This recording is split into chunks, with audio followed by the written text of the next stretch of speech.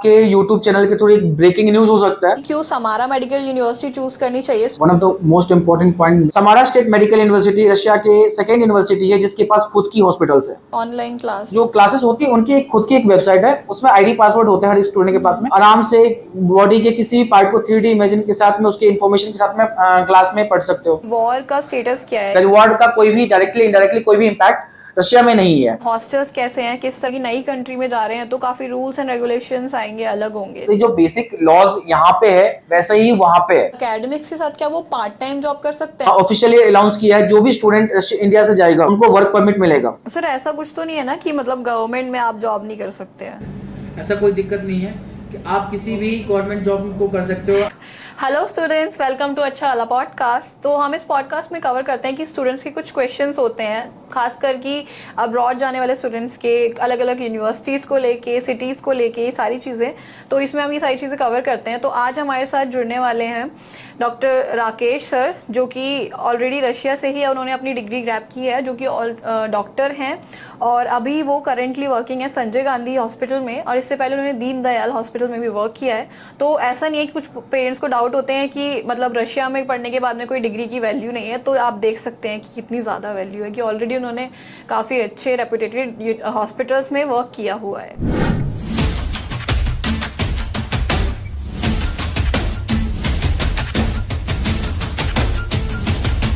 तो sir start करते हैं। सबसे पहला क्वेश्चन है कि आज हम, क्योंकि इस वीडियो में समारा स्टेट मेडिकल यूनिवर्सिटी को कवर करेंगे तो उससे रिलेटेड डाउट्स कवर करेंगे। तो आप हमें बताइए कि क्यों समारा मेडिकल यूनिवर्सिटी चूज़ करनी चाहिए स्टूडेंट्स को, कोई और यूनिवर्सिटी से क्यों वो बेटर है? Samara state medical university choose करने के कई सारे पॉइंट्स हो सकते हैं। One of the most important point मेरे अकॉर्डिंग जो है वो है बजट। देखिए, इंडिया से बाहर कोई भी स्टूडेंट एडमिशन तभी लेता है जब वो स्टूडेंट इंडिया में प्राइवेट कॉलेज अफोर्ड नहीं कर सकता। तो जो इम्पोर्टेंट पॉइंट ये है, जो बजट का इशू होता है वही लोग बाहर जाते हैं। तो समारा मीडियम बजट या लो बजट मेडिकल कॉलेज बोल सकते हैं।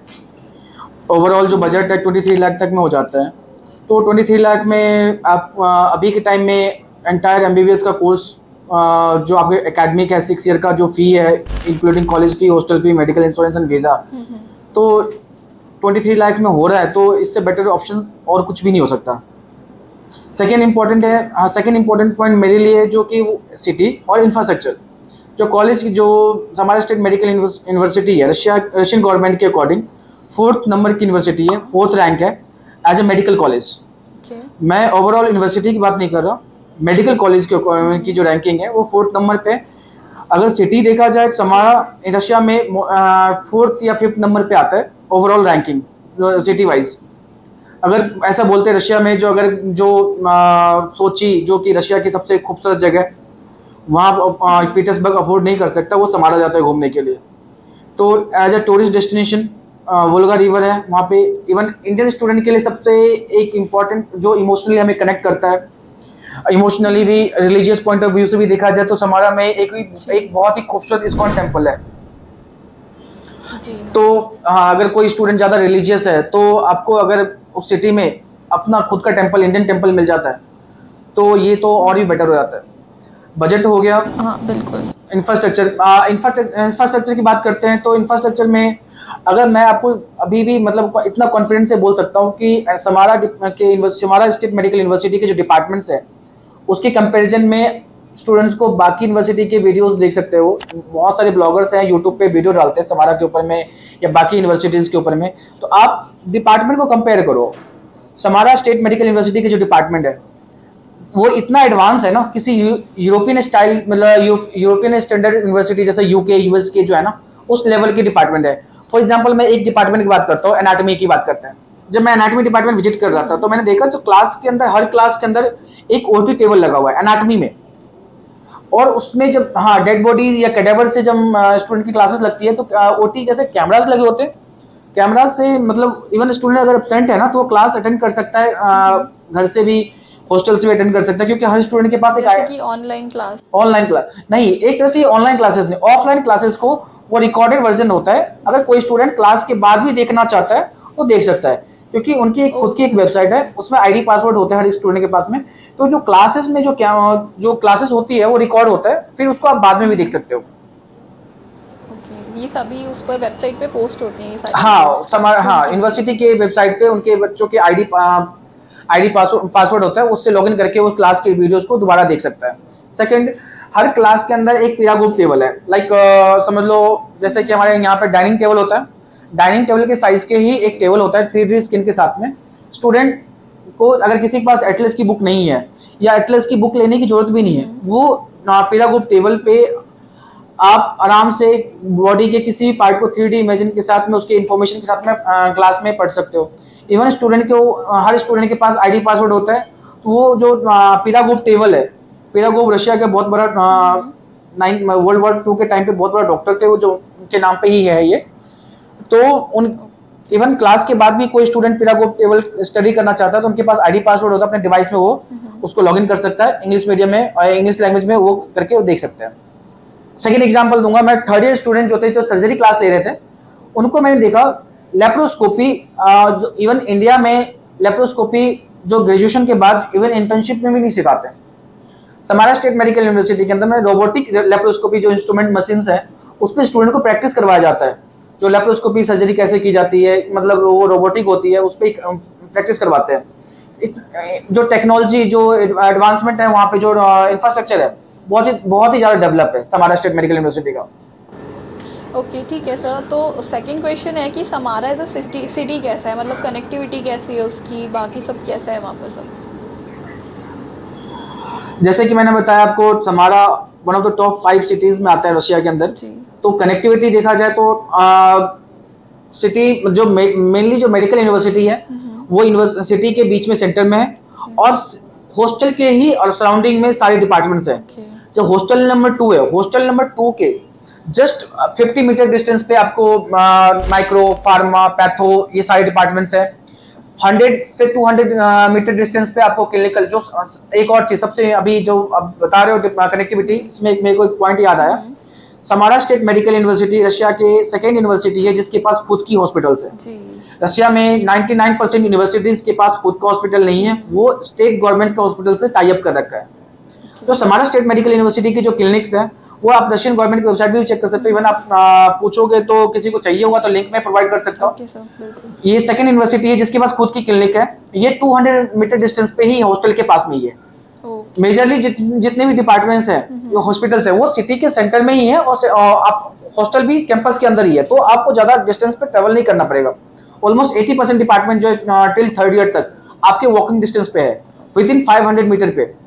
और जो रिमेनिंग डिपार्टमेंट्स है आप 14 रूबल्स, मतलब इवन इंडिया में भी 14 रूबल 14-15 रुपीज के बराबर ही है अभी, 15-20 रुपए दे के आप कहीं भी एक लोकेशन से दूसरे लोकेशन जा सकते हो। ट्रांसपोर्ट के लिए आपके हॉस्टल के सामने बस है, ट्रैम है, टैक्सी कर सकते हैं। अगर आप टैक्सी की जो फेयर है, मान लीजिए आप 100 मतलब कहीं जाने के लिए 100 रुपए की टैक्सी होती है, तो आप कॉन्ट्री करके 4 स्टूडेंट जा सकते हो। अदरवाइज आप ट्राम से या टैक्सी जा सकते हो। तो ये आपके बिल्कुल वॉकिंग डिस्टेंस पे ही है। बाकी कुछ डिपार्टमेंट जो दूर है 2 किलोमीटर 3 किलोमीटर डिस्टेंस पे, तो उसके लिए आप ट्राम या टैक्सी कर सकते हो, हॉस्टल के पास में ही है। तो सर ये यूनिवर्सिटीज़ जो होती हैं इतनी ज़्यादा ओल्ड हैं, काफ़ी पुरानी है, 100 ईयर्स ओल्ड यूनिवर्सिटीज़ है, तो ये खुद के हॉस्पिटल्स क्यों नहीं रखते हैं, मतलब टाई अप्स क्यों करते हैं ये मोस्टली? देखो ये रशिया का एजुकेशन सिस्टम है, तो इसमें ज़्यादा इंटरनली कमेंट करना सही नहीं होगा, लेकिन जो बेसिकली रशिया में जो मेडिकल कॉलेज का जो लेवल होता है ना, वो फर्स्ट स्टार्ट होता है इंस्टीट्यूट से, देन एकेडमी, फिर उसके बाद यूनिवर्सिटी। यूनिवर्सिटी में दो टाइप के होते हैं, एक स्टेट वाले होते हैं, एक फेडरल होता है। तो बहुत सारी जो भी अभी टॉप के जो मेडिकल यूनिवर्सिटी है, मे बी एक टाइम पे ये इंस्टीट्यूट से स्टार्ट हुआ होगा, फिर ये डेवलप होकर एकेडमी बना, एकेडमी के बाद यूनिवर्सिटी बने। तो ये होते हैं। अब जब जहाँ पे मेडिकल यूनिवर्सिटी स्टार्ट नहीं हुआ होगा तो वहाँ पे पहले हॉस्पिटल तो सब जगह चाहिए। मान लीजिए इंडिया में भी ऐसी जगह बहुत जगह है जहाँ पे मेडिकल कॉलेज नहीं है लेकिन हॉस्पिटल्स है, लेकिन बाद में अगर उस जगह पे दोबारा मेडिकल कॉलेज खुलती है तो उनका खुद का अपना हॉस्पिटल नहीं होता, उनके सारे टाई अप कर लेते हैं। लेकिन समारा स्टेट में, मॉस्को में, पीटर्सबर्ग में ऐसा जगह है जहाँ पे मेडिकल यूनिवर्सिटी इनिशियली बहुत पहले से स्टार्ट है। इसलिए जैसे जैसे मतलब मेडिकल कॉलेज स्टार्ट हुआ, साथ साथ में मेडिकल कॉलेज भी, मेडिकल हॉस्पिटल्स भी उसके साथ में डेवलप हुए हैं, इसलिए ये उनकी खुद की हॉस्पिटल्स है। ठीक है सर। तो सर एक क्वेश्चन है जो कि मुझे लगता है 100% पेरेंट्स का ये क्वेश्चन रहता है कि वॉर का स्टेटस क्या है, किन रीजन में है, वन साइडेड है, रशिया पर कोई अटैक हुआ है अभी तक रशिया पर, कोई सब के बारे में बताइए सर थोड़ा इसके बारे में। अभी जब मैं भी काउंसलिंग करता हूँ तो बहुत सारे पेरेंट्स का मेनली कंसर्न होता है। देखो अभी के टाइम पे स्टूडेंट किसी को भी वॉर का कोई डाउट नहीं है, क्योंकि स्टूडेंट ने अच्छे से सोशल मीडिया के थ्रू, यूट्यूब, फेसबुक, इंस्टाग्राम के थ्रू स्टूडेंट्स के जो स्टूडेंट ऑलरेडी वहाँ है वहाँ पे उनसे बात करके उनको तो डाउट क्लियर हो चुका है। वॉर का कोई भी डायरेक्टली इनडायरेक्टली कोई भी इम्पैक्ट रशिया में नहीं है। थिंग इज पेरेंट्स को कैसे कन्विंस किया जाए, तो मेनली पेरेंट्स को ही कंसर्न होता है जो ये वो रशिया में वॉर है, प्रॉब्लम हो सकती है, ये चीजें है, वैसा है। बेसिकली इंडिया हाँ स्पेशली सेफ्टी के लिए। और बेसिकली सीन क्या है, ये पेरेंट्स जो इंडियन न्यूज चैनल को देखते हैं, इंडियन न्यूज चैनल में उनके स्टूडियो के अंदर ही वॉर स्टार्ट हो जाता है। तो ऐसे आर्टिफिशियली ये मतलब एक तरह से फोबिया क्रिएट करे वॉर के लिए। लेकिन मैं आपको बताता हूँ वॉर, जैसे कि मैं एग्जांपल दूंगा इंडिया पाकिस्तान का। अभी पाकिस्तान में करंट में कॉन्फ्लिक्ट चल रहा है, इट डजंट मीन कि इंडिया के अंदर ही प्रॉब्लम है। अगर बाहर के कोई भी अफ्रीका का या यूएस के कोई लोग देखेंगे, ये थोड़ी बोल सकता है जो पाकिस्तान में प्रॉब्लम है तो इंडिया भी अनसेफ है। तो ऐसा अनसेफ इंडिया नहीं है। इसी तरह वॉर जो है यूक्रेन के अंदर हो रहा है, यूक्रेन के बॉर्डर के अंदर है, रशिया के अंदर बॉर्डर वॉर नहीं है। दूसरी बात मैं आपको एक बहुत ही इंपॉर्टेंट बताऊंगा। कोई भी स्टूडेंट अभी ये डिसाइड कर रहा है इंडिया अब्रॉड में एडमिशन करने के लिए, तो सबसे इंपॉर्टेंट जो बजट था, सेकंड इंपॉर्टेंट उनकी 6 ईयर के कोर्स जो एनएमसी की गाइडलाइंस के अकॉर्डिंग है। मैं 6 ईयर इसलिए बोल रहा हूँ क्योंकि देखिए 1-2 साल का है नहीं, तो आप लॉन्ग टर्म के लिए सोचना है, तो लॉन्ग टर्म के लिए ऐसी कंट्री को प्रेफर करना चाहिए जो बहुत ज़्यादा स्ट्रांग है। For example US, UK, Russia, India, China, ये न्यूक्लियर कंट्री है, ये वर्ल्ड पावर है, सुपर पावर है। तो ऐसी कंट्री पे वॉर डायरेक्टली इनडायरेक्टली कोई थोप नहीं सकता, कोई इंपोज नहीं कर सकता वॉर, क्योंकि वॉर इनसे वॉर करने का मतलब है वर्ल्ड को थर्ड वर्ल्ड वॉर के लिए रेडी होना। और थर्ड वर्ल्ड वॉर होने के बाद अगर आप दिल्ली में हो या रशिया में हो, कोई मैटर नहीं करता, आप पे ये वॉर आपको ये अफेक्ट करेगा, डायरेक्टली इनडायरेक्टली दोनों अफेक्ट करेगा। इसलिए कभी भी छोटी कंट्री को अवॉइड करना चाहिए। अब देखिए 3-4 साल पहले किसी ने सोचा नहीं होगा यूक्रेन में ऐसा कुछ हो सकता है, but there was conflict between Russia and Ukraine, तो ये कभी भी इम्पैक्ट कर सकता है। सिमिलरली ये प्रॉब्लम जॉर्जिया के साथ है, जॉर्जिया के बॉर्डर पे रशिया के साथ कॉन्फ्लिक्ट है।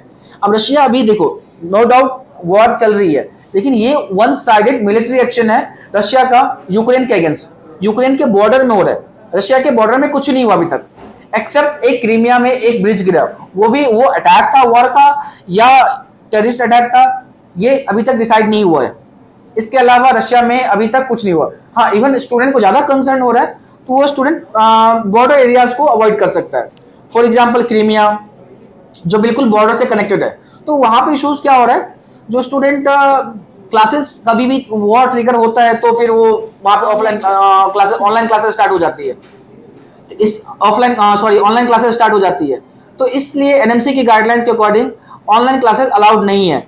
Even you can't take transfer, एक बार आपने एडमिशन ले लिया तो ले लिया, तो आप ट्रांसफर भी नहीं ले सकते एनएमसी की न्यू गाइडलाइंस के अकॉर्डिंग। इसलिए मैं बोला जो कहीं भी एडमिशन ले रहे हो आप, तो लॉन्ग टर्म के लिए सोचो, 6 ईयर आपको करना है तो ऐसी जगह लो जो सेफ है। अब समारा की बात करते हैं, समारा बॉर्डर से ऑलमोस्ट 2500 किलोमीटर डिस्टेंस पे है। 2500 किलोमीटर डिस्टेंस का मतलब समझ लो वॉर अगर इफ एनी केस वॉर होता भी है तो वॉर कश्मीर में हो रहा है और स्टूडेंट तमिलनाडु में रह रहा है, तो इतना ज्यादा डिस्टेंस है, तो काफी डिस्टेंस पे है, सेंटर में है, ऐसा कोई बड़ी प्रॉब्लम नहीं है, कुछ भी प्रॉब्लम नहीं है वॉर का।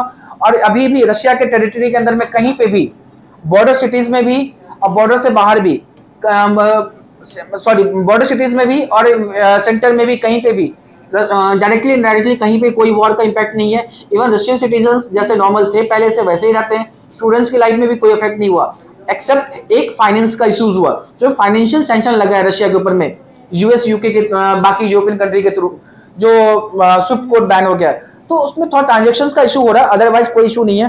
ट्रांजेक्शन का भी जो प्रॉब्लम है उसको सॉल्व कर लिया गया है, बाइनेंस के थ्रू आप आराम से पैसे विड्रॉ कर सकते हो।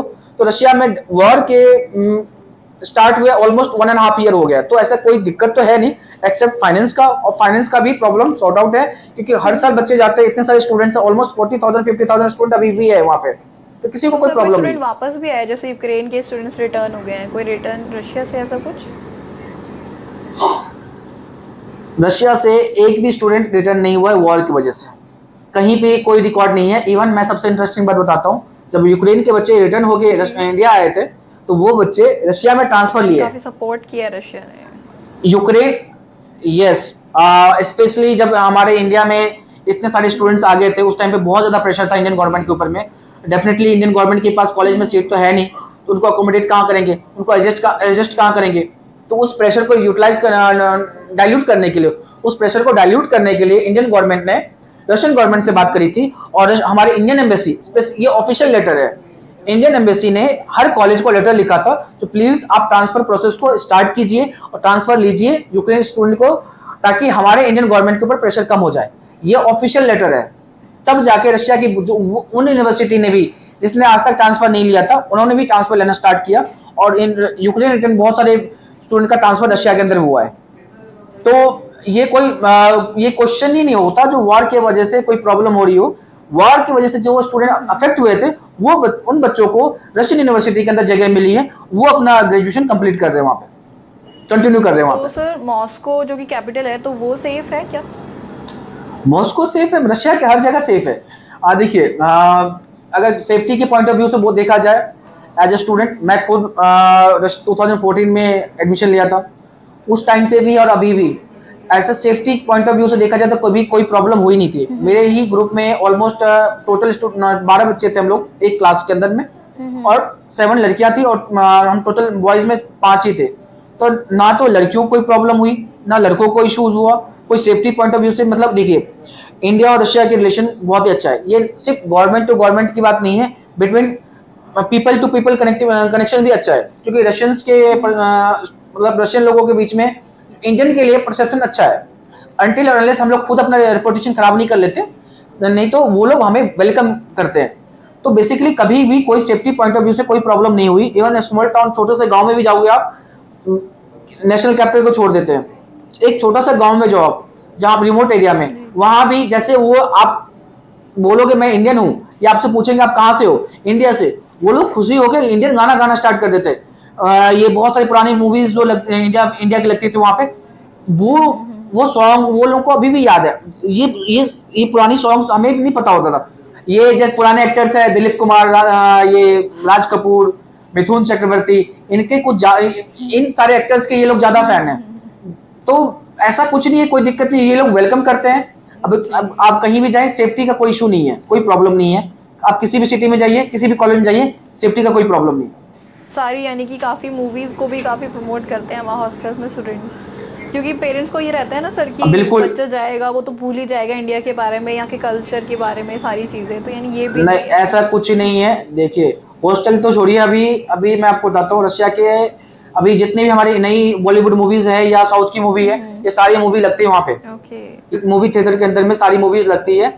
तो फूड के लिए इंडियन रेस्टोरेंट है, सिटीज के अंदर में मूवीज है, वहाँ के मूवी थिएटर के अंदर मूवी लगती है। तो हमारे पास इंडियन टेम्पल है वहाँ पे। तो ऐसा इंडियन, आपको ऐसा लगता नहीं है जो मतलब आप किसी फॉरेन कंट्री में हो, जो आपको चाहिए एंटरटेनमेंट के लिए, इंडियन फूड, हमारे इंडियन टेम्पल, भगवान कृष्ण के टेम्पल है वहाँ पे, या मूवीज वगैरह, ये सारी लगती है वहाँ पे। तो ऐसा इंडियन फैमिली, इंडियन मतलब फ्रेंडली एनवायरनमेंट है वहाँ पे, ऐसा कोई दिक्कत नहीं है। ओके, तो सर सिटी की सेफ्टी तो हमने डिस्कस कर ली है। अब आप बताइए वहाँ के हॉस्टल्स के बारे में। हॉस्टल्स कैसे हैं, किस तरह से डिवाइडेड हैं, लाइक 2 बेडेड 3 बेडेड, और अगर किसी स्टूडेंट को शेयर्ड रूम नहीं चाहिए क्या कर सकते हैं उसके लिए, मतलब अगर वो सिंगल इंडिविजुअली रहना चाहता है, और क्या फैसिलिटीज़ हैं वहाँ की, और फ़ी वगैरह सेम है क्या, ऐसा अगर 2 बेडेड है और 3 बेडेड है उसकी?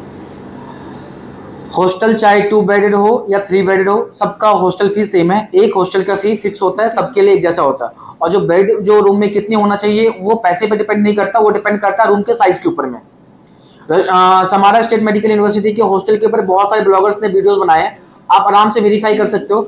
लेकिन कुछ पॉइंट जो मैं अभी ऐड करना चाहूँगा, रशिया की फर्स्ट यूनिवर्सिटी जहाँ पे हॉस्टल के अंदर जिम फैसिलिटी है, रशिया की यूनिवर्सिटी जहाँ पे लाइब्रेरी है, यूनिवर्सिटी जहाँ पे स्पोर्ट्स रूम है, हॉस्टल के अंदर ही, हॉस्टल के अंदर आपको स्पोर्ट्स रूम, लाइब्रेरी, जिम सब कुछ है। सिक्योरिटी 24/7। आप हॉस्टल की एंट्री बिना कार्ड से नहीं कर सकते। कार्ड एंट्री करने के टाइम पे वहाँ पे गेट पे आपके सिक्योरिटी गार्ड हमेशा होता है। रात की सेफ्टी सिक्योरिटी भी इम्पोर्टेंट मैटर करती है वहाँ पे। तो ऐसा हॉस्टल की फैसिलिटी बहुत अच्छा है, 2 सीटर 3 सीटर जैसे मैंने आपको बताया, ये रूम के साइज पे डिपेंड करता है। और अगर कोई बाहर शायद इंडिविजुअल रहना चाहता है तो फर्स्ट ईयर में आपको हॉस्टल में रहना है, ये आपके लिए ही इंपॉर्टेंट है, क्योंकि फर्स्ट ईयर में आपको लैंग्वेज नहीं आती। और जस्ट इमेजिन कीजिए आप मान लो साउथ से हैं या नॉर्थ से है, तो नॉर्थ वाले को अगर तमिलनाडु में शिफ्ट कर दिया जाए तो उसको तमिल नहीं आती, उसको बहुत ज़्यादा प्रॉब्लम होगी। जो लोकल लोग हैं, लैंग्वेज बैरियर, लोकल लोग हिंदी नहीं जानते। इसी तरह जो रशिया में भी जो लोकल लोग हैं वो ज़्यादा इंग्लिश नहीं जानते, वो रशियन बात करते हैं। आपका जो एकेडमिक है वो सब इंग्लिश मीडियम होगा, लेकिन आपको लैंग्वेज जानना चाहिए। लैंग्वेज जानने के लिए कई सारे लैंग्वेज क्यों जानना चाहिए, इसके कई सारे पॉइंट्स हैं। फर्स्ट, थर्ड ईयर के बाद जो आपकी क्लिनिकल क्लासेस होंगी, वो क्लिनिकल क्लासेस आपको पेशेंट से बात करना है। और जैसे कि आप अपने स्टेट में है तो हिंदी में अपने पेशेंट से बात कर सकते हैं, या वहाँ के नेटिव जो स्लैंग्स है, जो लैंग्वेज है, डायलेक्ट्स है, उसमें बात कर सकते हैं। बट जब आप किसी और स्टेट में पोस्टेड हो जाते हो तो वहाँ के लोकल लैंग्वेज कुछ और होती है, तो फिर आपको बहुत ज़्यादा दिक्कत प्रॉब्लम फेस करना होता है। सिमिलरली आपको रशिया में रशियन लैंग्वेज जानना होगा, क्योंकि आपको पेशेंट्स को डील करना है, पेशेंट से बात करना है। जब तक आप पेशेंट से बात नहीं करोगे तो किसी पेशेंट का डिजीज कैसे डायग्नोज करोगे, आप कैसे उसकी प्रॉब्लम्स को पता कर पाओगे। इसलिए थर्ड ईयर के लिए जो क्लिनिकल क्लासेस होती है उसके लिए लैंग्वेज जानना जरूरी है। अगर सिटी में कहीं शॉपिंग के लिए जाते हैं, एक जगह से दूसरी जगह ट्रेवल करते हो, तो उसमें अगर आपको लैंग्वेज पता होता है तो इजीली आप कहीं भी जा सकते हो, कुछ भी खरीद सकते हो, कुछ भी मतलब कुछ भी कर सकते हो। बट आपको लैंग्वेज नहीं पता तो फिर बहुत सारी प्रॉब्लम फेस होगी। इसलिए गवर्नमेंट ने, कॉलेज ने मैंडेटरी कर रखा है, फर्स्ट ईयर में आपको हॉस्टल में रहना है। सेकेंड ईयर से अगर किसी को हॉस्टल लाइफ पसंद नहीं आता है तो बाहर फ्लैट लेके रह सकता है। सर एक क्वेश्चन और भी है, जैसे कि स्टूडेंट्स होते हैं सोचते हैं कि नई कंट्री में जा रहे हैं तो काफ़ी रूल्स एंड रेगुलेशंस आएंगे, अलग होंगे, तो उससे कुछ इश्यूज आते हैं क्या स्टूडेंट्स को? देखिए, जब जैसे कि हम अब्रॉड जाते हैं तो उस कंट्री के रूल्स एंड रेगुलेशंस हमको फॉलो करना ही पड़ता है। जहाँ भी आप जाओ वहाँ के लोकल लॉज, जितने भी वहाँ के लोकल लॉज हैं उसको हमें फॉलो करना ही पड़ेगा। फॉर एग्जांपल, जैसे कि हॉस्टल में रात के 12 बजे तक आप, रात के 12 बजे के बाद शोर शराबा नहीं कर सकते हो, आप बाहर ड्रंक करके हंगामा नहीं कर सकते। जो बेसिक लॉज यहाँ पे है वैसे ही वहाँ पे है। यहाँ पे तो चलो रात में डीजे पार्टी वगैरह चलती है, लेकिन दिल्ली वगैरह में जो मेट्रो सिटीज में यहाँ पे भी रेस्ट्रिक्शंस है, 12 बजे के बाद आप नहीं कर सकते ये सब चीज़ें। सिमिलरली रशिया के अंदर भी यही प्रॉब्लम्स है, यही लॉज है, जो आप रात के 12 बजे शोर शराबा नहीं कर सकते। अदरवाइज एज सच कोई दिक्कत नहीं है। इफ एनी केस कोई प्रॉब्लम होती भी है तो आपके जो कंसल्टेंट होते हैं, जो आपके जिसके थ्रू आप जा रहे हो, वो लोग आपके प्रॉब्लम्स को सॉल्व करते हैं। साथ में यूनिवर्सिटी भी आपको सपोर्ट करती है। ऐसी कोई दिक्कत आज तक नहीं हुई है, ना होगी।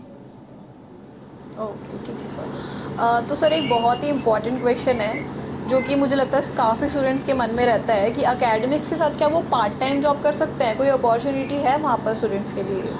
ये मे बी आपके यूट्यूब चैनल के थ्रू एक ब्रेकिंग न्यूज़ हो सकता है। रशियन गवर्नमेंट ने रिसेंटली 2 मंथ पहले ऑफिशियली अनाउंस किया है, जो भी स्टूडेंट इंडिया से जाएगा स्टूडेंट वीज़ा पे, उनको वर्क परमिट मिलेगा। ये पहले नहीं था। जब मैं स्टूडेंट गया था एज ए स्टूडेंट, तब उस टाइम पे वर्क परमिट की परमिशन नहीं थी। आप सिर्फ स्टूडेंट वीज़ा पे हैं, सिर्फ क्लासेस करोगे, कोई जॉब नहीं कर सकते। हाँ, फिर भी कुछ कॉलेज में, बहुत सारी जगह पे लोग करते थे, रेस्टोरेंट में कुछ कर लिया, वो अनऑफिशियल तरीके से। लेकिन आप लीगल तरीके से कर सकते हो, अपनी यूनिवर्सिटी को ऑफिशियल इन्फॉर्म करके जो मैं ये जॉब कर रहा हूँ। यूनिवर्सिटी को कोई इशू नहीं है, गवर्नमेंट को कोई इशू नहीं है, क्योंकि गवर्नमेंट ने ऑफिशियली परमिशन देना स्टार्ट कर दिया है। ओके सर, एक क्वेश्चन और है कि गवर्नमेंट यूनिवर्सिटी इंडिया में भी है, रशिया में भी है, तो हमें फिर भी गवर्नमेंट के अकॉर्डिंग 25 से 30 लाख इंडिया में गवर्नमेंट की फ़ीस थाउजेंड्स में है और यहाँ पर लैक्स में है। तो क्या सिर्फ बजट इशू है कि स्टूडेंट को रशिया चूज़ करना चाहिए, या फिर कुछ और भी मतलब पॉइंट्स हैं जो हम बच्चों को दे सकते हैं? देखिए, budget no doubt one of the important point या रीज़न हो सकता है जो कि अब्रॉड में एडमिशन लेने के लिए। देखिए, इंडिया में गवर्नमेंट कॉलेज में एडमिशन हो जाता है तो इससे बेटर कुछ भी नहीं हो सकता। अगर गवर्नमेंट में नहीं होता तो आपको डेफिनेटली एक बार अब्रॉड के लिए सोचना चाहिए। जैसे कि मैंने आपको बताया, जो गवर्नमेंट कॉलेज में एडमिशन मिल जाता है तो उससे बेटर कुछ भी नहीं हो सकता, क्योंकि वहाँ पे हमको विदाउट एनी पेमेंट या जीरो कॉस्ट पे आपका MBBS हो रहा है, तो इससे बेस्ट क्या हो सकता है। बट अगर कोई स्टूडेंट जो कि जिसको गवर्नमेंट कॉलेज नहीं मिल रहा है, किसी को गवर्नमेंट कॉलेज नहीं मिल रहा है, तो वैसे स्टूडेंट के लिए मैं बोलूँगा एक बार डेफिनेटली MBBS अब्रॉड को कंसिडर करना चाहिए, क्योंकि NMC ने आपके फेवर में बहुत सारे चेंजेस कर दिया है। मेरे टाइम पे तो बहुत सारे, मैं अपने टाइम बताता हूँ, हमारे टाइम पे NMC ने हमारे लिए कुछ भी हमारे फेवर में नहीं करा था। FMG एग्ज़ाम ट्रांसपेरेंट नहीं थी, हमें कोई स्टाइपेंड नहीं मिलता था, इंटर्नशिप के लिए हमें स्ट्रगल करना पड़ता था। बट अभी NMC की गाइडलाइंस के अकॉर्डिंग आपको इंटर्नशिप के लिए स्ट्रगल नहीं करना है, आप FMG एग्ज़ाम क्लियर करो या नेक्स्ट एग्ज़ाम क्वालिफाई करो, अपने अपने अपने स्टेट मेडिकल काउंसिल में अप्लाई कीजिए, देन स्टेट मेडिकल काउंसिल आपको खुद ही कट ऑफ निकाल के आपको मेडिकल कॉलेज अलॉटमेंट कर देती है ताकि आप इंटर्नशिप कर सको। स्टाइपेंड अभी हमारे टाइम पे जब मैंने इंटर्नशिप करा था तो उस टाइम पे मेरे को अनपेड तरीके से इंटर्नशिप करना पड़ा था, 1 साल बिना कुछ पैसे का। लेकिन अभी क्या है, NMC के स्ट्रिक्ट गाइडलाइंस है, सबको इंटर्नशिप के टाइम पे पैसे मिलना चाहिए, पेड इंटर्नशिप होगा। तो बहुत सारे ऑलमोस्ट 80% स्टेट ने तो इंटर्नशिप को पेड करना स्टार्ट कर दिया है। कुछ स्टेट है जो कि अभी भी कंफ्यूजन में, जो कि नेक्स्ट 1 to 2 मंथ में वो भी अपना पेमेंट करना स्टार्ट कर देंगे। अभी अभी राजस्थान, दिल्ली गवर्नमेंट, राजस्थान और दिल्ली गवर्नमेंट 2 स्टेट मेरे नॉलेज में जिसने भी स्टाइपेंड देना स्टार्ट नहीं किया। वेस्ट बंगाल, बिहार, यूपी, गुजरात, उत्तराखंड, हिमाचल, इन सब ने ऑलरेडी स्टार्ट कर दिया है। MP, साउथ इंडिया में सारे स्टेट्स ऑलरेडी देना स्टार्ट कर दिया स्टाइपेंड। सबसे इंपॉर्टेंट जो स्टूडेंट के लिए नेक्स्ट एग्जाम आने से ये सबसे ज़्यादा प्लस पॉइंट और बोनस पॉइंट है आप लोगों के लिए। अगर आप इंडिया के प्राइवेट कॉलेज से करते हैं या अब्रॉड से कर रहे हैं, आपको नेक्स्ट देना ही है। Next exam 1 nation 1 exam means क्या, जो अगर आप कोई स्टूडेंट इंडिया के प्राइवेट कॉलेज से कर रहा है 1 करोड़ देके 70-80 लाख देके, या कोई दिल्ली के top medical college Delhi AIIMS से कर रहा है, या आप बाहर से कर रहे हो, आपको सबको एक साथ नेक्स्ट एग्जाम देना है। नेक्स्ट में क्या है, आपको किसी से कॉम्पीट नहीं करना, ना कोई रैंकिंग होगी, सिर्फ आपको क्वालिफाई करना है, 50% मार्क्स लेके क्वालिफाई करना है। तो सबको लाइसेंसिंग एग्जाम देना है, तो इसमें डिस्क्रिमिनेशन नहीं होगा, कोई प्रॉपर ट्रांसपेरेंसी मेंटेन रहेगी। दूसरी बात, अगर ये पहले नेक्स्ट FMG की तरह अगर ये करते हैं तो ओवरऑल नेक्स्ट की जो पासिंग परसेंटेज होगा कम हो जाएगा, फिर इनके खुद की क्वालिटी ऑफ एजुकेशन पे क्वेश्चन मार्क, बहुत बड़ा क्वेश्चन मार्क उठेगा। जो यहाँ के प्राइवेट कॉलेज के जो FMG बच्चे नेक्स्ट क्वालिफाई नहीं करेंगे तो ये नेक्स्ट की जो पासिंग परसेंटेज है, लास्ट 5 ईयर से ही देख लो, 2019 से देख लो, जब हम लोग गए थे उस टाइम पे 10%, 8% था FMG पासिंग परसेंटेज, बट अभी ओवरऑल पासिंग परसेंटेज 40% है रशिया में। ओवरऑल जो सारी कंट्री से बच्चे पढ़ के आते हैं उसमें 40% है FMG passing percentage last year के। बट रशियन यूनिवर्सिटीज के उसमें भी ज्यादा है, बहुत सारी यूनिवर्सिटीज का 80% पासिंग परसेंटेज है। ऐसा नहीं बोल रहा जब मैं कुछ स्टूडेंट है 2, 4, 5 स्टूडेंट वो पास हो गए, नहीं, जहाँ पे 200, 300 स्टूडेंट जा रहे हैं वहाँ पे ओवरऑल पासिंग परसेंटेज 80% है, 90% है। डेफिनेटली आपको ऐसी यूनिवर्सिटी को कंसिडर करना चाहिए। तो सर मेरिट्स की बात सभी करते हैं, आप हमें कुछ डीमेरिट शेयर करेंगे अबाउट रशिया या उसकी यूनिवर्सिटीज़ के बारे में, कोई ऐसे पॉइंट्स? देखो मेरे लिए तो मुश्किल है ऐसा नेगेटिव पॉइंट बताना, क्योंकि मैंने खुद वहाँ से करा है। तो मेरे लिए तो एक तरह से मैं रशिया का एक तरह से बोल सकता हूँ, मैं एहसान कभी नहीं भूल सकता, क्योंकि रशिया की वजह से ही आज मैं डॉक्टर हूँ, वो भी दिल्ली गवर्नमेंट हॉस्पिटल में हूँ, FMG पास आउट। ऐसे नहीं जो मैंने वहाँ से डिग्री ले ली है, हमने इंडिया में मैंने FMG एग्जाम भी क्वालिफाई करा है, अभी दिल्ली गवर्नमेंट हॉस्पिटल में सर्व भी कर रहा हूँ। तो बेसिकली थोड़ा सा कोल्ड जो मेरे को जो थोड़ा सा लगा था वो कोल्ड क्लाइमेट का यहाँ से ज़्यादा है स्टूडेंट को, जो कि गाइडलाइंस आने के बाद। तो सर आप ऑलरेडी FMG पास आउट हैं और काफ़ी मतलब नामी अच्छे संजय सर, कौन सा हॉस्पिटल में आप वर्क करते हैं? Sanjay Gandhi memorial hospital Delhi. Okay sir, already आप काफ़ी या दीनदयाल बोल सकते हो, काफ़ी आप सर रेपुटेड ऑलरेडी हॉस्पिटल में वर्क कर रहे हैं, तो आपका एक्सपीरियंस सर कैसा था? आप अपना एक्सपीरियंस शेयर करना चाहेंगे स्टूडेंट्स के साथ में FMG के दौरान, क्योंकि बहुत लोगों को रहता है कि नहीं क्वालिफाई कर पाते हैं, तो कुछ इश्यूज आपको फेस करने पड़े?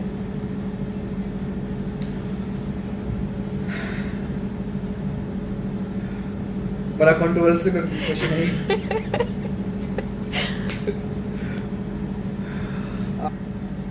हाँ, तो पहले क्या होता था, FMG पासिंग परसेंटेज कम हुआ करता था, बट अभी धीरे धीरे ज़्यादा बढ़ रहा है और 40% ऑलमोस्ट है। बहुत सारे कॉलेज में तो 60%, 80% है। तो अभी स्टूडेंट्स जो पहले से ज़्यादा अवेयर हो गए, क्वालिटी ऑफ एजुकेशन कॉलेज वही है, बट स्टूडेंट ज़्यादा एक्टिव हो गए, ज़्यादा अलर्ट हो गए, क्योंकि social media, YouTube, Facebook, Insta के थ्रू और अपने सीनियर से जो गाइडेंस मिलती है ना, वो आपको डेफिनेटली हेल्प करता है। मेरे ईयर में जब मैं अपने कॉलेज में था, तो मेरे से जो 1 साल सीनियर थे, मैं सेकंड बैच में था, तो मेरे सीनियर्स 19% स्टूडेंट FMG पास किए थे। फिर नेक्स्ट हम लोग अपेयर हुए थे तो 30% स्टूडेंट हमारे ईयर में पास हो गए। फिर उसके नेक्स्ट ईयर में सेकंड आइटम में ऑलमोस्ट 90% स्टूडेंट मेरे ईयर से बच्चे एफएमजी क्वालिफाई हो चुके हैं। तो ऐसा कोई दिक्कत नहीं होती है। मैं यही बोलूँगा कोई भी स्टूडेंट अगर 2 आवर्स का डेली सेल्फ स्टडी करता है तो ऐसा कोई दिक्कत तो नहीं होगी। कॉलेज में भी आपका एक अच्छा रेपुटेशन होगा, एक एकेडमिक में अच्छा परफॉर्म करोगे, साथ में एफएमजी भी आराम से इजीली निकल जाएगा। तो एफएमजी पास करने के बाद जैसे कि इंटर्नशिप के लिए मुझे स्ट्रगल करना पड़ा, डेफिनेटली करना पड़ा था। दिल्ली के हॉस्पिटल्स के चक्कर लगा रहा था मैं। फाइनली जाके दीनदयाल में मिला मुझे, दीनदयाल में मुझे अलॉटमेंट मिला हॉस्पिटल्स का, तो मैंने दीनदयाल में इंटर्नशिप करा। अच्छा एक्सपीरियंस था ओवरऑल बहुत। देखिए आप कहीं से भी एमबीबीएस करो, आपके साथ वाले जो डॉक्टर्स हैं आप उनके बराबर ही हो, और वो बहुत ज़्यादा सपोर्टिव होते हैं। कोई हो चाहे ना हो, आपके सीनियर्स आपको बहुत सपोर्ट करता है। दीनदयाल में मुझे बहुत ज़्यादा मेरे सीनियर्स ने मुझे गाइड किया, हेल्प किया और सीखने में सपोर्ट किया उन्होंने। तो आप कहीं भी किसी भी जगह इंटर्नशिप करते हो या कहीं भी कुछ करते हो तो आपको सीनियर सपोर्ट करते हैं, क्योंकि हम लोग सेम फील्ड से बोल रहे हैं या सेम लोग हैं, डॉक्टर्स हैं। तो जूनियर सीनियर का एक अच्छा बॉन्डिंग होता है कॉलेज में इंटर्नशिप के टाइम पे भी, तो डेफिनेटली सपोर्ट मिलता है। हाँ, इंटर्नशिप के बाद जब मैंने जॉब के लिए मुझे ज़्यादा स्ट्रगल नहीं करना पड़ा, इसलिए आपको कहीं भी जॉब मिल सकती है। जॉब के लिए कोई इशू नहीं है। जॉब के लिए आपको कुछ स्ट्रगल भी नहीं करना पड़ता। वैकेंसी निकलती है, आपको जाके हॉस्पिटल में अप्लाई करना पड़ता है, इंटरव्यू दो और सिलेक्शन हो जाता है।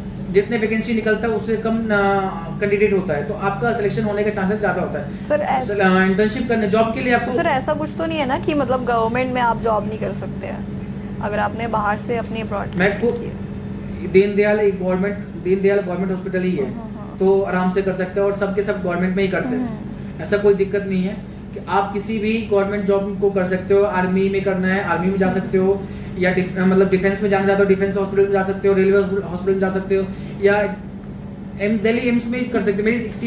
मेरे 3 नॉन सीनियर है जो कि दिल्ली एम्स में है, तो ऐसा कोई दिक्कत नहीं है। आप किसी भी डिपार्टमेंट में, किसी भी हॉस्पिटल में, किसी भी स्टेट में जॉब कर सकते हो। हर स्टेट का सैलरी अलग अलग है और हर जगह का वर्किंग आवर्स अलग है। मैं दिल्ली में काम करता हूँ, एक अच्छा पैकेज है। इनिशियली जस्ट आफ्टर इंटर्नशिप आपको फर्स्ट सैलरी जो मिलेगी 1,20,000 का जो ऑन पेपर सैलरी मिलता है। टैक्स कटने के बाद ऑलमोस्ट 1,10,000 1,05,000 की सैलरी होती है, आपके ऑन हैंड मिलता है। तो इससे अच्छा पैकेज तो आई डोंट थिंक कहीं पे भी आपको मिल सकता है। तो अच्छी पैकेज है। डॉक्टर्स की जो सैलरी है, जो बोलते हैं ना नेम फेम और फाइनेंशियली जो स्ट्रॉन्ग होते हैं डॉक्टर्स, डेफिनेटली वो चीज़ें हम स्ट्रगल मतलब आफ्टर 6 से स्ट्रगल के बाद अभी मैं उस चीज़ को एंजॉय कर रहा हूँ। तो मैं डेफिनेटली लोगों को रेकमेंड करूँगा, जो आपका फ्यूचर बहुत ब्राइट है। हाँ, नो डाउट आपको 6 से स्ट्रगल करना पड़ेगा, एक अच्छे से पढ़ना पड़ेगा, फिर जाके आपको फ्यूचर में कोई दिक्कत नहीं होगी। जी सर, अपार्ट फ्रॉम कॉलेज क्या रीज़न है कि student Samara state medical university choose कर सकते हैं? कुछ 5 से 10 रीज़न बताना चाहेंगे आप स्टूडेंट्स को? Apart from academic, Samara state medical university sports के लिए बहुत फेमस है। समारा आपने देखा, अगर कोई स्पोर्ट्स का फैन है तो पता होगा जो फीफा वर्ल्ड कप का मैच समारा में हुआ था। स्टेडियम है फुटबॉल के लिए। समारा स्टेट मेडिकल यूनिवर्सिटी, जैसे मैंने बताया आपको, हॉस्टल के अंदर जिम होना, स्पोर्ट्स रूम होना, इंडोर स्टेडियम, और हॉस्टल के बाहर फुटबॉल के स्टेडियम है। तो स्टूडेंट के लिए स्पोर्ट्स फैसिलिटीज़ अच्छा है। अगर कोई स्टूडेंट कॉलेज की तरफ से खेलना चाहता है स्टेट लेवल पे या दूसरे सिटीज़ में जाकर खेलना चाहता है स्टूडेंट, वो कॉलेज की टीम में जो अपने आप को इनरोल कर सकता है, कॉलेज की टीम के थ्रू खेल सकता है। वो आपको दिखाना पड़ेगा, आप अच्छे स्पोर्ट्समैन हो तो आप इजीली कॉलेज की बिहाफ पे खेल सकते हो, दूसरी जगह जा सकते हो। कल्चरल एक्टिविटीज़, समारा एक अच्छी सिटी है, बड़ी सिटी है, तो आपको अगर किसी को सिंगिंग या डांसिंग का शौक है तो इजीली मतलब एक अच्छा प्लेटफॉर्म मिलेगा आपको अपने टैलेंट को दिखाने का। तो Samara state medical university overall देखा जाए तो जैसे कि कल्चरल एक्टिविटीज़ के लिए, स्पोर्ट्स के लिए, आप जैसे इंडियन टेम्पल है वहाँ पे, तो रिलीजियस पॉइंट ऑफ व्यू, जो फ्रीडम, जो क्योंकि हॉस्टल्स में आपको फिक्स नहीं किया जाता, आपको 6 ईयर तक हॉस्टल में रहना है। तो जो अगर किसी को इंडिपेंडेंट रहना है, जो रिस्ट्रिक्शंस जो होती है ना, वो भी नहीं है आपके पास, तो आप इजीली बाहर फ्लैट में लेकर रह सकते हो। तो ऐसी कोई रिस्ट्रिक्शंस भी नहीं है।